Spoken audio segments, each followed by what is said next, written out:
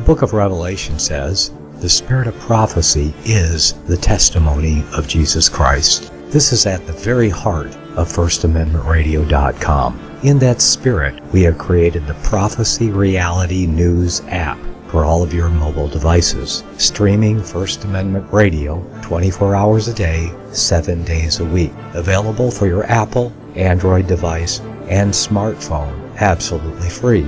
Get the Prophecy Reality News app installed today, so you can listen to First Amendment Radio wherever you are. The Prophecy Reality News app. Get it now.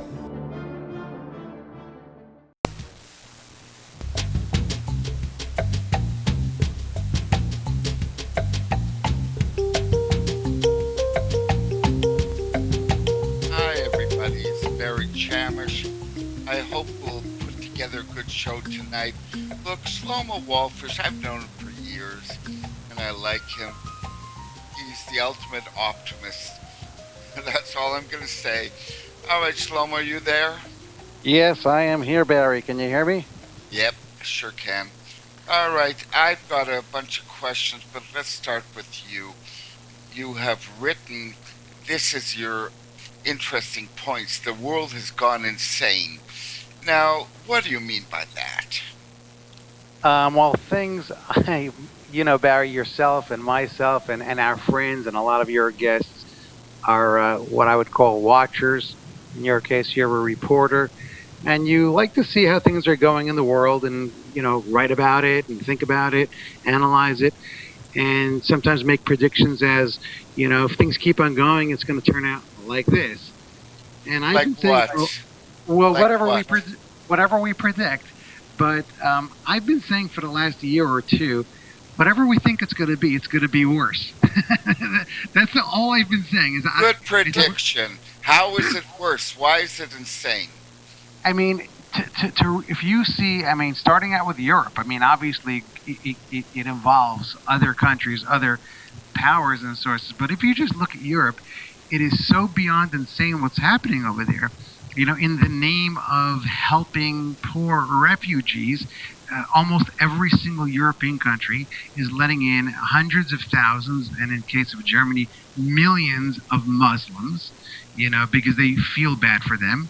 And then these Muslims publicly say, we're going to take over your country and destroy your country and rape your women. And they say, ha, ha, ha, ha. And then they do it, and the entire media and the entire government completely whitewashes it. And so much so that even in New Year's Eve in Germany, now Germany is we Jews are very sensitive to Germany because they've murdered us.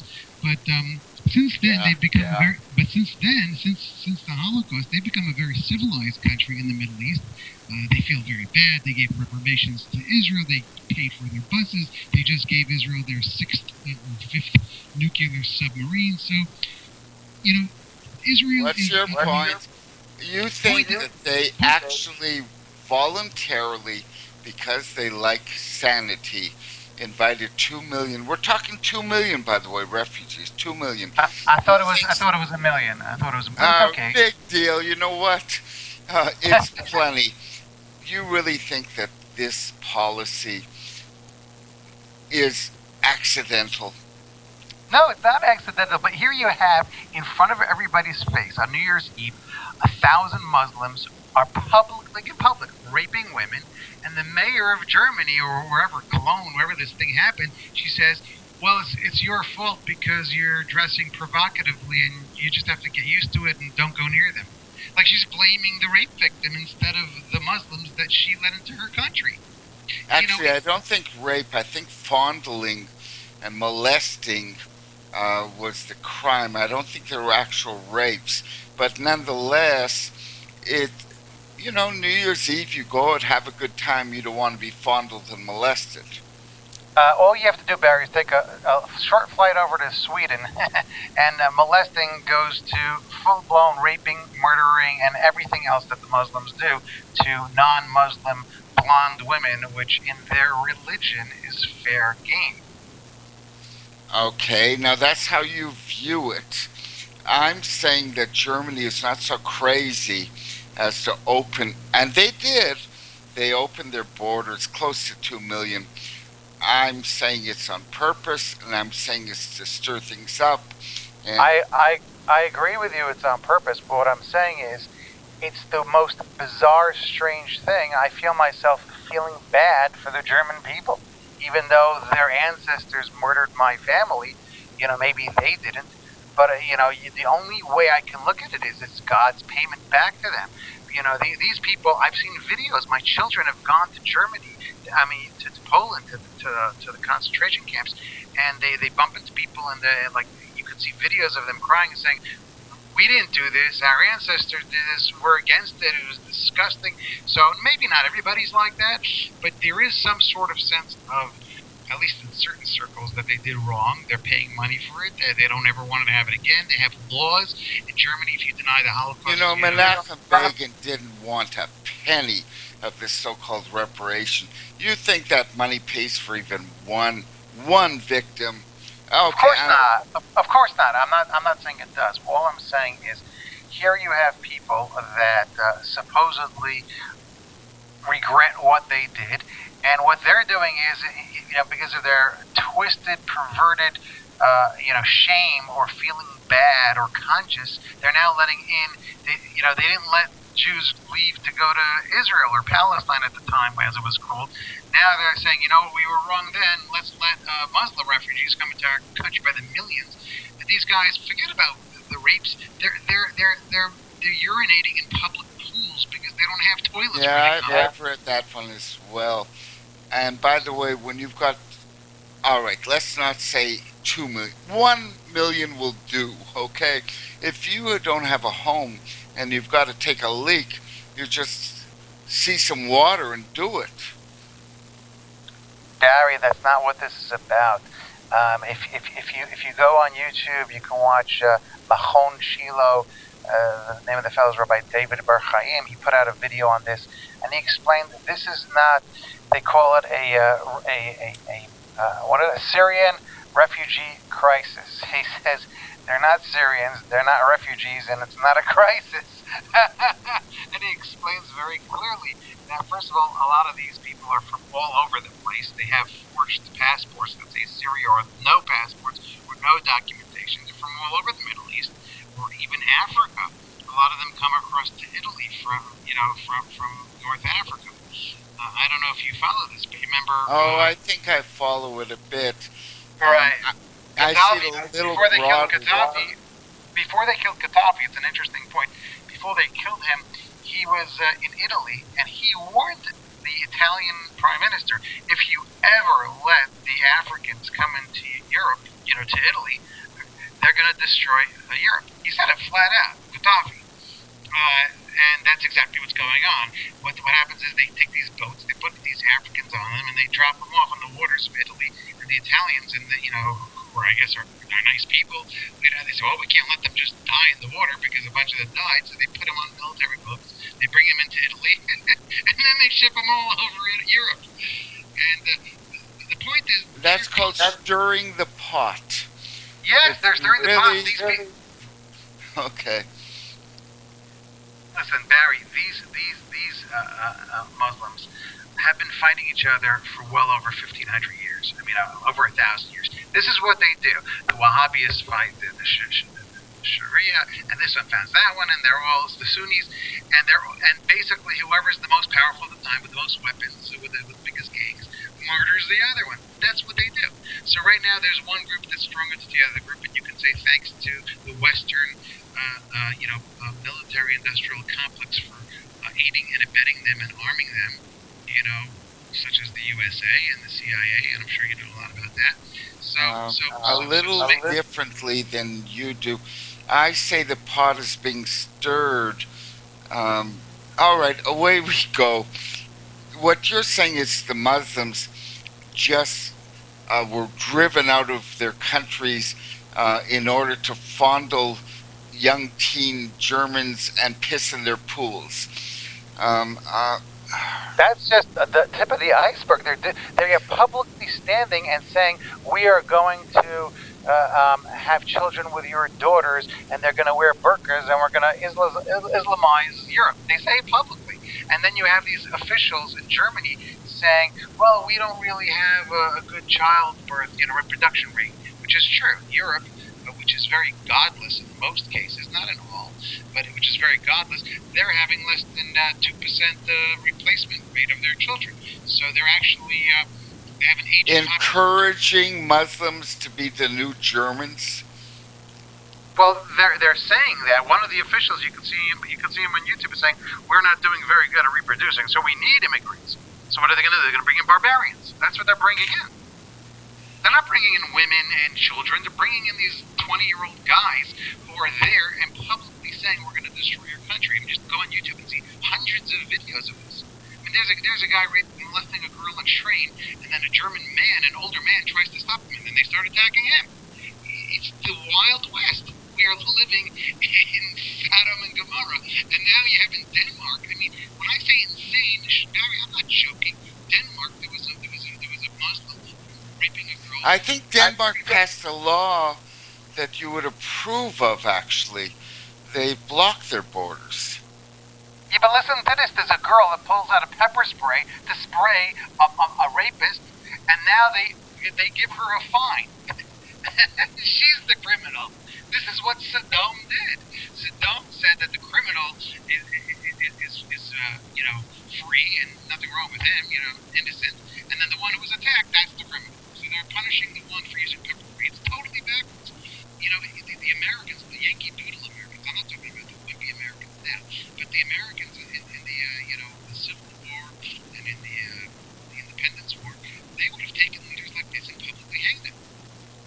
Well, first of all, I know it's probably me, but you're fading a bit. So speak into the mic a bit. Yeah, that's all. Can you hear me? What I'm saying? Yeah, it's getting better. Now, your suicide, the last point. By the way, I spoke with, he's on our side, okay? Before this interview, I didn't know how to handle it exactly. So David T. and, we had a little talk, and we got to understand, they're screwed. Now, I mean they're screwed. You've got, let's say, 2 million for the heck of it. Denmark proved you could block them. They blocked their borders. The question is, why didn't everyone? Why didn't everyone? And that's what bothers me a whole lot. This Angela Merkel let them in and welcomed them in, and it's very, very suspicious, all right? I watched videos of Angela Merkel speaking, and I wanted to know if she's doing this deliberately, like to destroy her country, or she's just doing it because she has misplaced compassion and she's just a liberal idiot. And I say number one works. Number one works.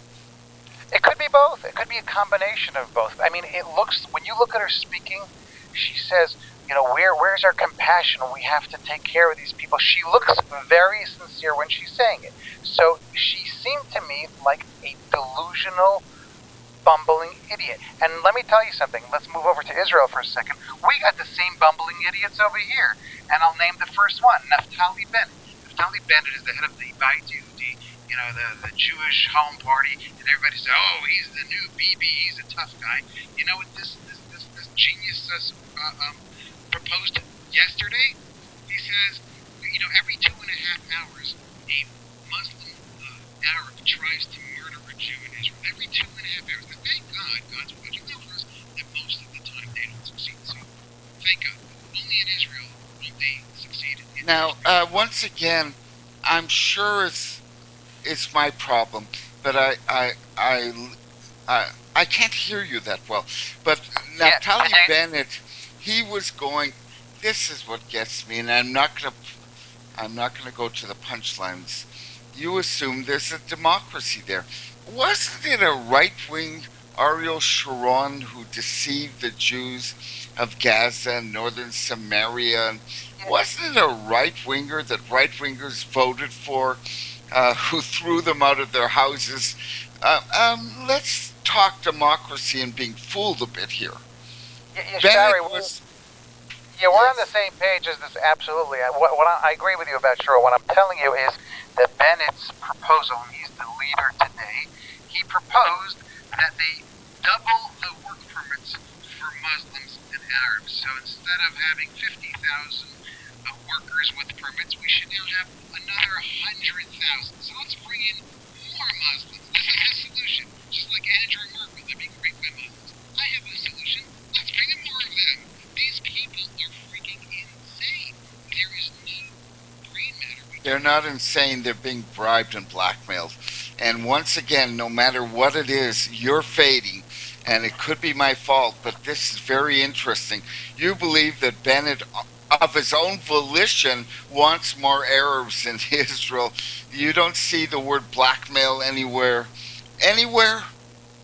Nobody brought this up except for him. He's the one who proposed it. And out of his own goodness, of his own heart, there was nothing that led up to this, nothing that changes every Israeli politician into something very, very different. Listen, you don't see that.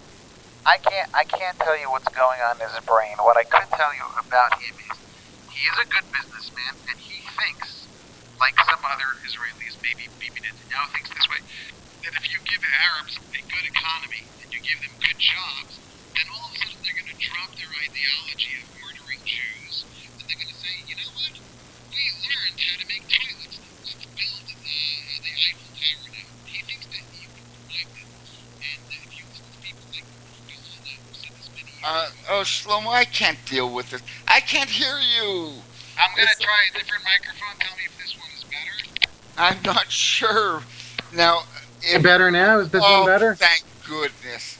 I've got your voice finally, yes. Okay, I'm sorry about that. I switched to a different mic. What I'm saying is that Rav Meir Kahana, many years ago, before he was assassinated, he says you can't come to the Middle East like a Westerner thinking, hey, let's give these guys jobs and all of a sudden they'll be happy. They have national pride, or what you call Islamic pride, and just because they didn't have a toilet and now you gave them a toilet doesn't mean that they all of a sudden embrace Judaism and they're going to throw away their ideology of having, Muslim dominate the world. They still have their ideology, and you're not going to change that by giving them more jobs. So Naftali Bennett is a fool. He's a fool. And a dangerous one. I want to add that Meir Kahane was the last person in the Sinai in a place called Yamit. He refused to leave. He predicted accurately what would become of the Sinai. And he was portrayed as a radical religious Jew. All right? That's... Well, mostly by the media and by the government. Yeah. Okay. Who else do you want? That's not good enough, the media and the government, and you don't see a problem there? Yeah, so that's where we're heading now. Israel has the same feckless leaders, and look, what happens in Israel is sort of like a foreshadow to what's going to happen in the world. And what you're seeing now is, if you want to mix in, Hashem and God's justice in the world, while these countries are bashing Israel, like Sweden, and saying, we're doing war crimes by shooting terrorists. At the same time, they're being attacked by Muslims and their women are being raped in their countries. So it's literally, midah keneged midah, attribute for attribute. As they, try to pass false judgment on the Jews and the Israelis for defending themselves from terrorists, they're going to get the same a punishment in their own countries. And that seems to be what's happening. Well, I went and spoke with someone who is, believe me, our ally. And first of all, I'm going to get to who created ISIS. And you've got a major problem when we get to this. We all do. But first of all, let's go to America's fake leaders. I'm stuck in watching a so-called democracy at work here. Everyone is a crook. Everyone. The real thing crook. People should be locked up for what they... I'm just going to say, what do you mean by America's fake leaders? They're all on the take. I mean, except for maybe Donald Trump, because he's an independent businessman and he actually built businesses, and you can actually walk into his buildings that he built. And, so you might not agree with him on everything, but here's a guy that's not taking money from Goldman Sachs or from Wall Street. He's not taking money from the big pharmaceutical industries. He's not. You can look. It's public records. He's a guy who's funding himself. He made money over his lifetime. And guess what? He doesn't need to be the president. He can go back to his businesses and build another golf course in Scotland. He just built one over there, beautiful golf course. He could do a lot of things and make a lot of money. In other words, you're saying he's the only American politician. I think is clean. He's the only one that's clean. Look, listen, there's other people that I like. I mean, I like Ron Paul and Rand Paul simply because they're libertarian. You know his daughter is an Orthodox Jew. You know that, right? You're talking about Donald Trump. Yep. Yes, it's a very, very interesting story. There's no question about it.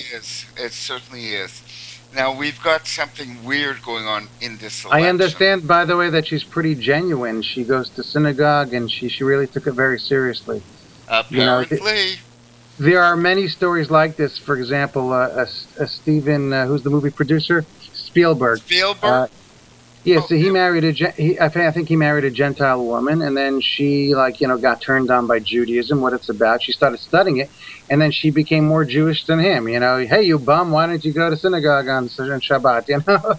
So you do have these. That's a side of Trump that he never mentions. But apparently it's very real. Apparently his family has adopted Judaism. He also has a son. There's a background here that you would approve of. All right? Now, we could get an election where another Jew, now Trump is not a Jew, but his children are, his name is Sanders. You've heard of Ben Sanders? Yeah, you know something? I didn't know much about him, and I said, you know what? Let me not trust him. Let me see what he says himself. So I watched a couple of videos of him.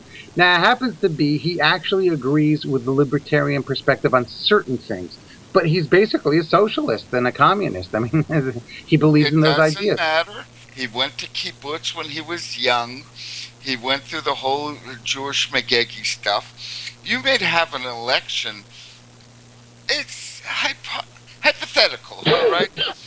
But you may have one leader on Republican whose children are Jewish, and you may have a Democratic leader who is Jewish. Just to let you know, it's not being brought up, either one of them, by the way. They don't want it to interfere, but that's America's fake leaders. Yeah, I don't think that Donald Trump is a fake leader. I think he's just interested in business, and now that he's accomplished that in his life, he's a guy that really cares about America. I mean, if you look, I just heard an interview on Michael Savage. Manhattan was crumbling and falling apart in the 1990s, and he spent a lot of money rehabilitating and building up all areas. Nobody had to do that. He didn't have to do that. He could have built up other cities. He spent a lot of money, and if you look today, the areas he built up, okay, so he made money off it, but he took a big risk, and he loves New York, he loves America, and he just doesn't want to see his country that he loves go to hell. Now let's look at it from another point of view. If this bitch, what was her name? Clinton. Her daughter married a Jew, son of a crook, went to jail for thievery. If you dig a little deeper, they may be Jews, they may be Jewish connected, but all of this is still crooks. All right, just to let you know, you were right about America's fake leaders. That's all. Yeah. But listen, if you want to talk about America for a minute, what's going on in Europe, this whole, everything that's going on in there, I see it as a very big precursor to what's coming to America. And I don't think it's going to take that long. You have Obama that wants to let in tons and tons of Muslims, and very few people are standing in his way. And I heard a recording of, what's his name? Dr. Ben Carson. Is that his name, right? He's one of the candidates. Or if it's not him, it's Dr. Ben Cartwright. He owns a ranch on the Ponderosa. Right. So he actually was interviewed, and he said, I'm quoting him, he wouldn't be surprised if there isn't an election in November. All right, we have a break. I guess my pixie sense of humor doesn't work with everyone. Look, we got to talk this ISIS business. And I've got a list of questions. You're not going to get off that easy, all right? Coming back right. in 3 minutes. Not a bad discussion, by the way. It certainly presents your. We'll be back in 3 people. It's very challenging. With, by the way,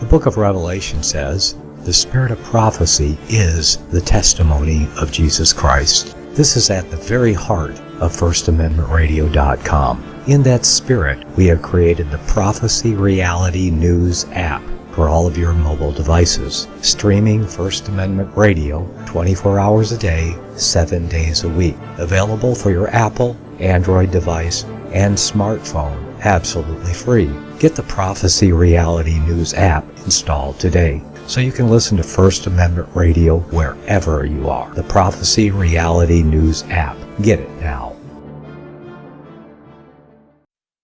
Visit crosstheborder.org, CROSS, crosstheborder.org, to get your print, EPUB, or PDF version of the book, The Rapture Will Be Canceled. That's crosstheborder.org. I know you all want answers, and believe me, so do I, and I'll do my best to get them.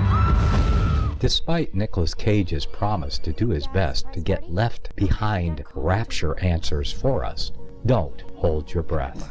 Not everyone believes Left Behind is true prophecy. Some may even regard as conspiratorial the mainstream re-release of the Left Behind movie with actor Nicolas Cage portraying the main character as an attempt to further reinforce in the minds of all this perception of false prophecy in order to condition the masses for the play about to begin. If you want true Bible prophecy answers, get the book, The Rapture Will Be Canceled.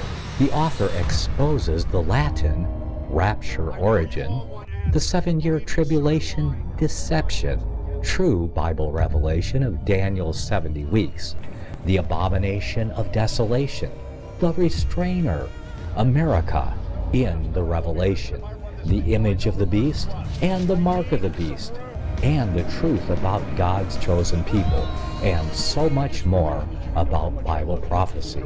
This book will shatter the Left Behind paradigm of future events. Get the book, The Rapture Will Be Canceled.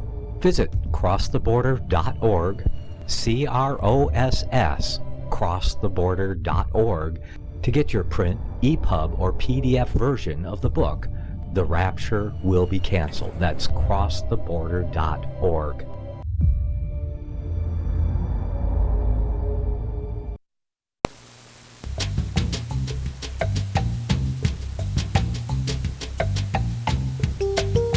hey folks, we're back, and I'm glad to say we have sound from Shlomo. We missed too much of the first interview when we didn't have sound. First of all, let me plug all my books. Well, most all of them. They're at lulu.com. You get my books at www.lulu.com. There's a search box right in books, and then my last name, Chamish. Chamish. Lulu.com and Chamish. And my website, thank you, David Samarin, is www.barrychamish.com. Now, I know Shlomo wants to promote Trees for Ezra. Go ahead, Shlomo. Promote. Right. Okay, well, basically, as I said before, can you hear me still? Yes, I can, thank goodness. Okay, before I already said is everything that happens in Israel happens here first, then apparently it moves west. It goes to Europe, and then it's coming to the USA. So that seems to be the direction of the way the wind blows. It's the way the world turns. You know, we get light over here, and then it goes to Europe, then it goes to the USA. So same thing with everything. But anyway, every 2.5 hours, an Arab terrorist or a Muslim terrorist, however you want to use it, tries to kill a Jew or a Christian. We have plenty of Christians over here in Israel, and they don't care if they're Jewish or Christian. If they're not Muslim, then they're infidels. They prefer Jews. When they were in Bethlehem, they were into the fondling game and scared the Christians off. Separate issue. It's now PLO. Well, they're slaughtering. They're doing a pretty good job slaughtering Christians in Syria, and they were in Egypt until al-Sisi took over. But anyway, they have no problem slaughtering Christians all over the world. You can look at Syria and see many videos of that happening. But anyway, the point is that since they're trying to murder Jews every 2.5 hours, and unfortunately they are succeeding, maybe your listeners don't know, there was an American student who was here for the year. His name was Ezra Schwartz, and he was studying for the year, and he was doing a very nice thing. He went out to the Gush, which is south of Jerusalem, and was helping beautify a park. And literally on his way there, an Arab came out with a machine gun and started shooting up cars, and a lot of people got injured, and Ezra, unfortunately, was killed along with two other people. He's one of many, and I'm sorry for him, but there's a whole list. But let's go on to the trees. There is a whole list. How is a tree going to stop this? Right. So listen, some people do things like buying bulletproof vests and knapsacks and all sorts of other things that they're reacting to a crisis. Ultimately, the way to do it is to change the government. But in the meantime, while we're on our way towards that, and we can discuss that right after this part, but basically, they're taking away life. They're trying to destroy life. And our answer, as the organization I'm associated with, Zohar Tzenu, is to create new life and to show terrorism. If you think you're going to destroy life, we're going to create new life. And how do you create new life? Is one of them is to have babies. The other one is to plant trees, which are new life. It's a new life, and it's something that's not too... Before you say that you go to trees4ezra.org, the 4 is the number 4. You're taking your time getting there. Right. We did this when I was a kid. You got a slab of paper with a tree on it, and every time you gave a dime, you pasted a leaf on the tree, and it went to the JNF, and supposedly it did the same thing. What's so new about this?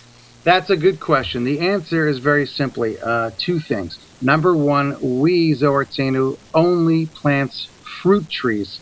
There's a difference. Instead of pines. Well, listen, I go mountain biking in the hills of Beit Chamish, and I see a lot of the JNF's pine trees, and they're very nice, and they keep me covered in this from the sun. But when the Bible says "V'chi tavo el haaretz umitatem kol etz ma'achal" in English, that means when you return to the land of Israel, you shall plant all types of fruit trees. That's a biblical commandment, and all the Bible-believing people understand that those who bless Israel will be blessed. So when you follow that commandment of planting a fruit tree when you come here, then you're sharing in the blessing. And basically, by helping a farmer plant a fruit tree, all the biblical blessings and all the biblical commandments, such as Truma and Masar and all these things, Shemitah, people know about Shemitah. Every 7 years, you need to let the fruits go fallow. That's actually fulfilling a biblical commandment, and then you have a share in all the blessings. It's the land that goes fallow, but it's okay. Well, wait a second. The land goes fallow, but Barry, but the produce, you can spend a lot of time making that produce, and you're not allowed to sell it for money. So you, as a businessman, lose out. It's like telling somebody to take a break for a year and not make a living. It's not an easy thing to do, but the idea is that we, as a nation, testify that God created the world in 6 days, and on the 7th day he rested. That's why we keep the Shabbat, the Sabbath. This is the Sabbath year. We keep 6 years, and on the 7th year we rest. This is flat out in the Bible. Anybody can read it. It's in Leviticus. You know, the concept of Shemitah. So by planting a tree for Ezra, number one, you're standing up to terrorism. You're creating new life. How are you standing up to it? I'll tell you why. Because they wanted to chase us out of the Gush. And we're telling them now we're going to plant 18,000 trees. Big deal. They chased you out of Gush Katif, Gaza. They chased you out of northern Samaria. They chased you out of Sinai. Barry. Yes. Barry, the Arabs did not chase us out of Gaza. The Israeli government. They helped your led by Sharon, chased us out of Gaza. We didn't have to leave because of the Arabs. That's our own internal enemies that the problem lies with in that particular case. You're but right. But listen. Even according to the advocates of this fantasy two-state plan, which is ridiculous, even they understand that the Gush is here to stay, and we're planting in those areas in the Gush. We're planting in an area called Ma'aleh Amos, which means Amos's heights. And Amos was the prophet who lived there over 2,000 years ago, and he said the Jews will be kicked out of their land. They will return after a long exile, and they will plant vineyards and drink their wine. And we are literally... give people a way to get to your website and expand on this. All they need to do is go to trees with an S, the number 4, Ezra, EZRA, and .org, and they'll see a 1-minute video from Ezra's family, from his parents, and from his grandparents. It's a very nice video, and they can see other information. That's the young boy who got killed? That was the young boy. The Patriots, in one of their games, Robert Kraft had a moment of silence for him, and it was very nice, and millions of Americans saw that. Well, he didn't get to the Super Bowl. He didn't get to the Super Bowl. Maybe he should have planted a few more trees in the Ezra Schwartz vineyard. Then he would have had more blessing. All right, let's go. I told you you're not going to get off cheap with me, all right? All right. No, I like your optimism, and if only you saw the other side, and that's the thing that bothers me. There was a town called Duma. A couple Palestinians were murdered, and a lot of Jews have been picked up. Apparently, tell people about Duma and what's been going on. Well, that's not a good story. No, it's not. There were some Arabs that were killed in an arson attack. We have no idea who did it. It very well could have been other Arabs. There's absolutely no evidence that Jews did it. It's a common thing for Arabs to kill Arabs in general, but it's also common for them to kill fellow Arabs and say, hey, the Jews did it. And as we can see on CNN reporting, they even show pictures of Arabs killing Arabs, and then they superimpose a soldier who's trying to save the Arab, and they say, oh, look, he's killing the Arab. So they just make up whatever they want. Did the Shabak arrest, and what have they been doing to them? The Shabak has arrested... Whether you like to face what is being done to Jews by Jews. What's being done is absolutely criminal, and God willing, when we get real Jewish leaders over here, those who are torturing young teenage boys without any, even if they were guilty, the torture they're going through is completely against any civilized Western nation. They're not even treating them with civil rights. You now have Ettinger, who's Rav Kahana's grandson. Mayor Ettinger. Let's go into Mayor Ettinger. He's on a hunger strike. He's on a hunger strike. They arrested him without any evidence. Nothing. They have something, some draconian law from the British mandate called administrative detention. In America, when you arrest somebody, you have to have something called probable cause. Over here, what the hell? We just say that we suspect you. And by the way, like I said, everything happening in Israel is coming to America. Obama signed an executive order saying exactly the same thing. They can arrest any American for any reason. They can detain them for any amount of time under the president's suspicion. So all of the crap that's going on over here in Israel is coming to yours truly very soon. To your place truly very soon. Yeah. I want to add one of the attorneys. Now, this is something I can't stand because it's the 40s to me. The Jews have got a lawyer of the 25. He's defending a few of them. This is his name is Itamar Ben-Gvir. He's working for the Shabak, who are not just torturing, the claims are. There's also a claim made on my show. One boy says he was raped by a Shabak interrogator. Raped. I couldn't believe it. I couldn't believe that. Have you heard this story? I do know that they're treating them very inhumanely, and there is no probable cause. And in any Western civilization, you would sue the government and you would win. But unfortunately, the government is run by a bunch of leftists in this country who do not represent the people. They're not voted in, like in the United States. In theory, the president votes or installs a judge, and he can question whether he represents the people. Over here, the judges keep on appointing themselves. And for example, if 90% of the Jews in Israel believe there's a God, you can have 90% of the judges not believing there's a God. So it does not represent the people. Well, they just represent again, themselves. I'm going to get us back on track, whether you like it or not. Not bad. Okay, not bad of an answer. You're getting to reality now. We got to face it.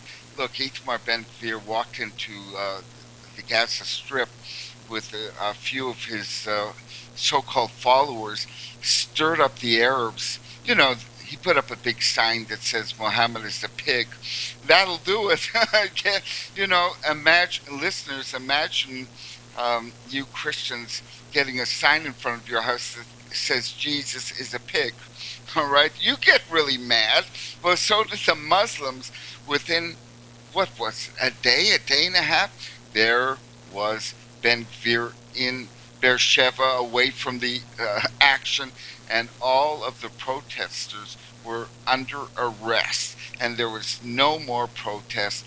And he is defending the Duma tortured and apparently raped Jews. You don't see a problem there?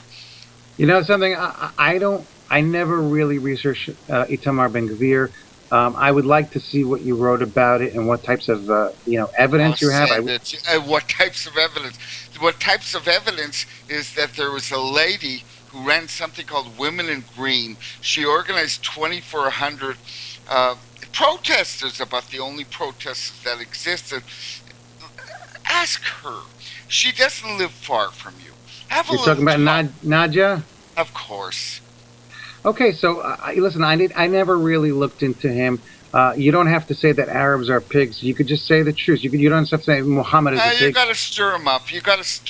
All you have to do is say the truth about them, that Muhammad was a murderer, a thief, and a pedophile. I mean, why lie? Just say the truth. Oh, gosh. I think you missed my entire point. I got you. He's stirring up stuff, and if he is, that's very bad. You're letting him defend you.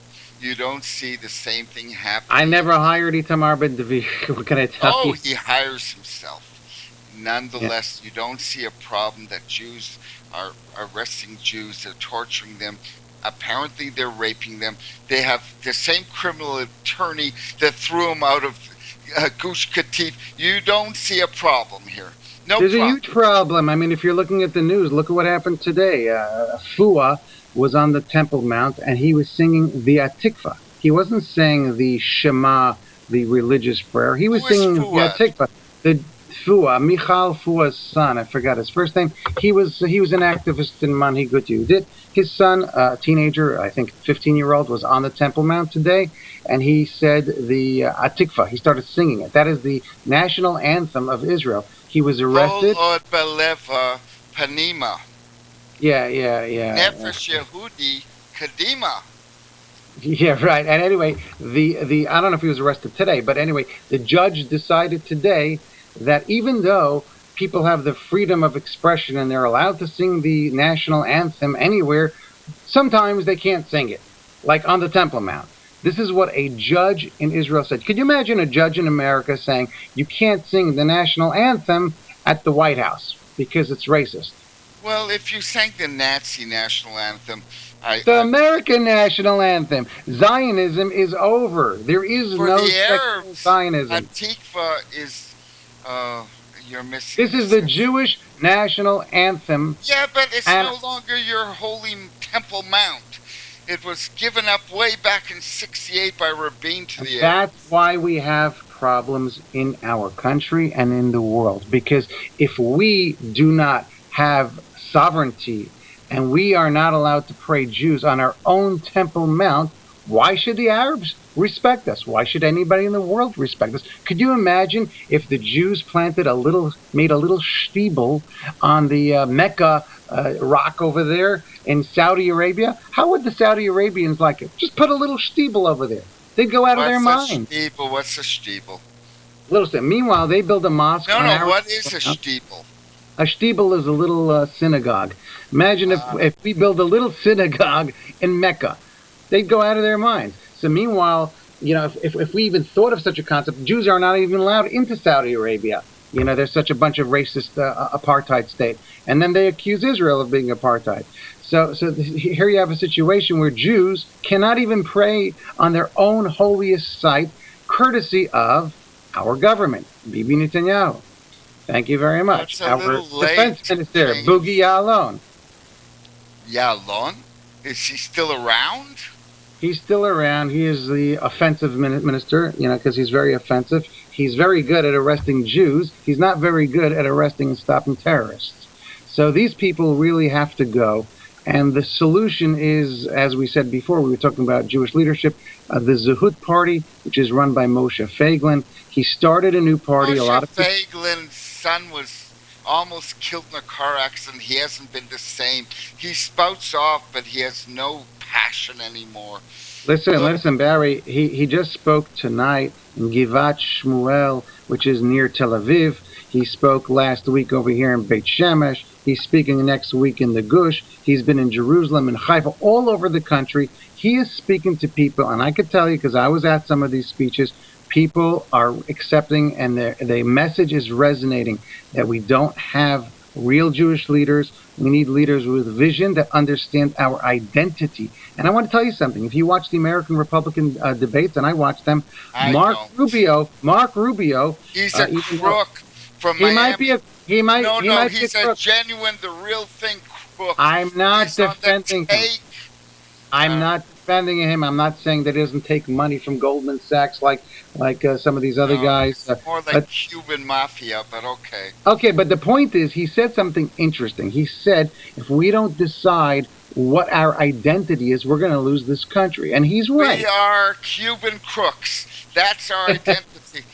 Listen, I don't watch it. I don't follow. All I'm telling you is Israel needs to decide what their identity is. And if you stop an average Israeli and ask him this question, do you identify yourself as a Jew first or as an Israeli first?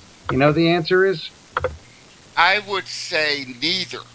All right? That's not true. That is not true. 80+% of Israelis that you stop and ask them that question, I don't care if they're wearing a kippah or no kippah, 80% say I am a Jew first. And that's very encouraging. You said I am your optimistic interviewer. Oh, are you ever? It's because 80% of us still know that we're Jewish, as opposed to, I don't know if 80% of Americans know what the hell American is. They don't know what libertarian is. They don't know what Thomas Jefferson stands for. You know what?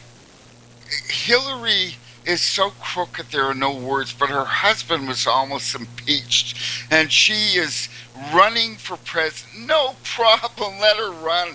She's from a good family.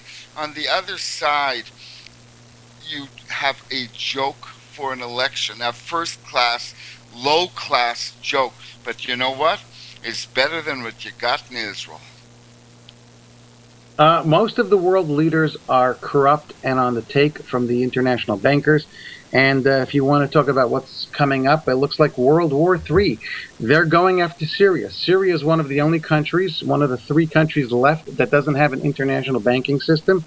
And the U.S., that's what they do. You were talking about ISIS before, the ISIS crisis.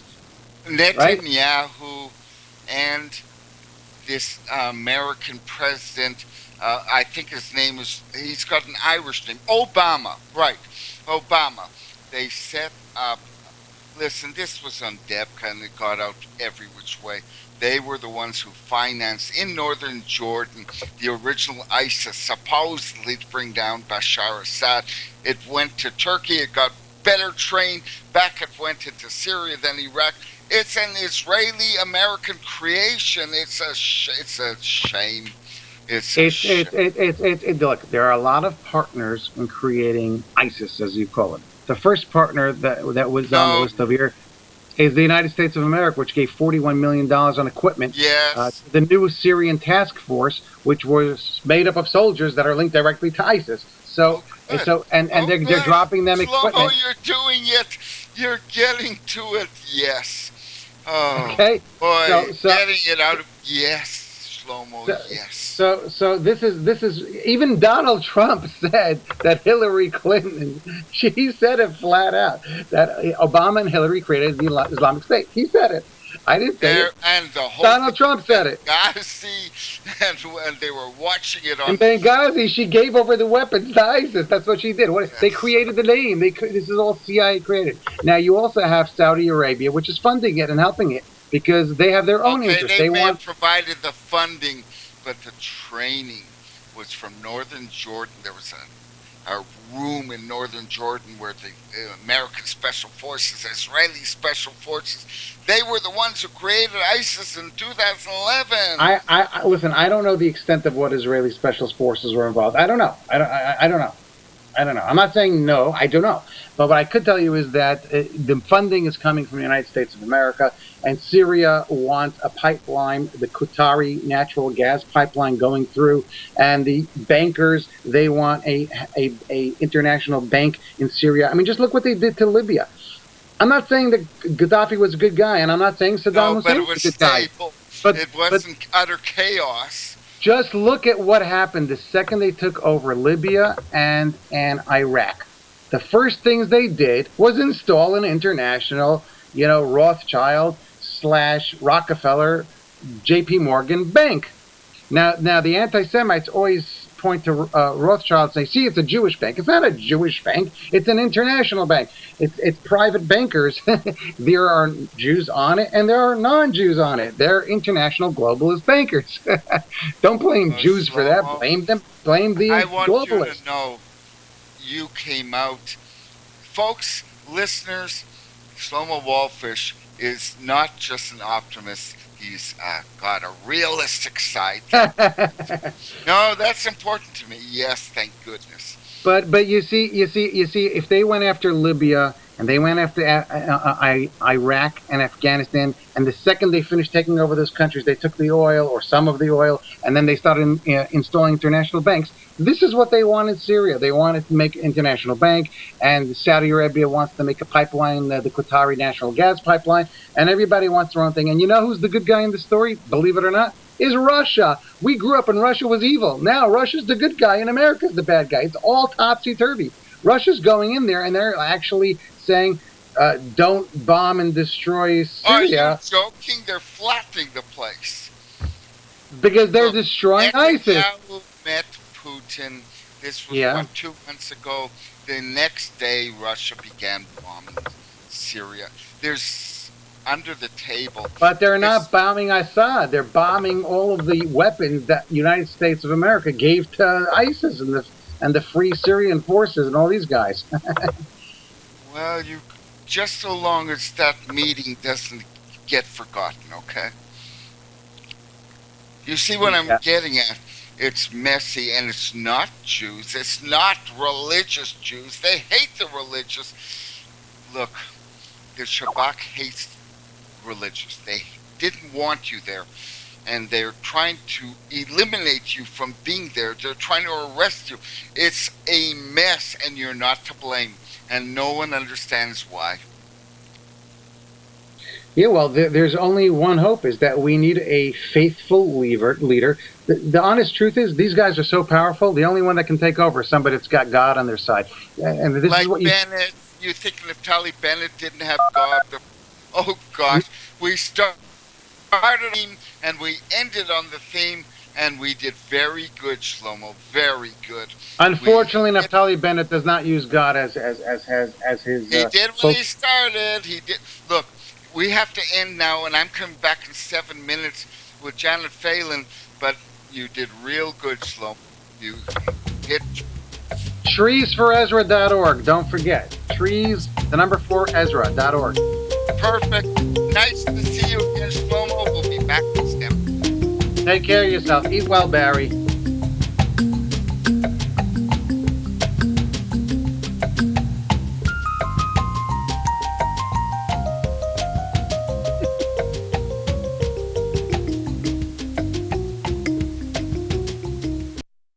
Visit crosstheborder.org, CROSS, crosstheborder.org, to get your print, EPUB, or PDF version of the book, The Rapture Will Be Canceled. That's crosstheborder.org. I know you all want answers, and believe me, so do I, and I'll do my best to get them.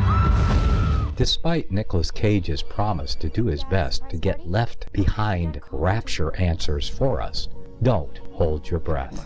Not everyone believes Left Behind is true prophecy. Some may even regard as conspiratorial the mainstream re-release of the Left Behind movie with actor Nicolas Cage portraying the main character as an attempt to further reinforce in the minds of all this perception of false prophecy in order to condition the masses for the play about to begin. If you want true Bible prophecy answers, get the book, The Rapture Will Be Canceled.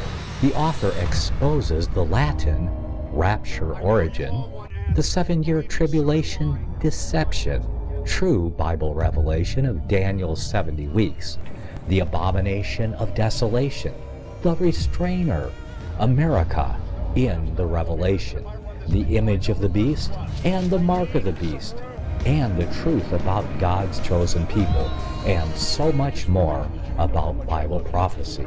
This book will shatter the Left Behind paradigm of future events. Get the book, The Rapture Will Be Canceled. Visit crosstheborder.org, CROSS, crosstheborder.org, to get your print, EPUB, or PDF version of the book, The Rapture Will Be Canceled. That's crosstheborder.org.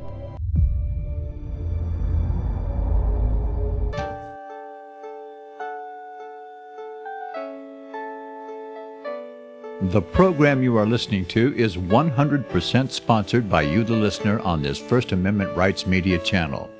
You will notice that there are few commercials on this radio network. There's a good reason for that. Corporate advertising dollars come with strings that limit program content. So without your help, these programs cannot continue on internet or our several affiliates.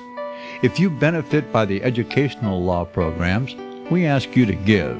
If you are admonished or nurtured by the Bible and ministry programs, we ask you to give.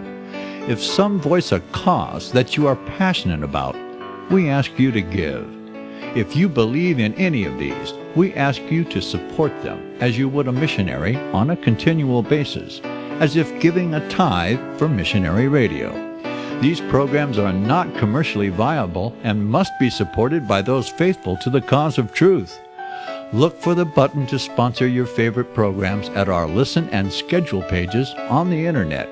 Then, when you subscribe, we will send you the last quarterly MP3 CD of that program immediately, and continue to do so with each new quarter. We will also give you unlimited archive access to all of our programs. We're asking you to give much less than a tithe, so that you may also send support directly to a particular program host, cause, and anywhere else the Spirit may lead you. Do all to the glory of our God and Creator, for His holy nation, the only kingdom that will last forever. Thank you for listening.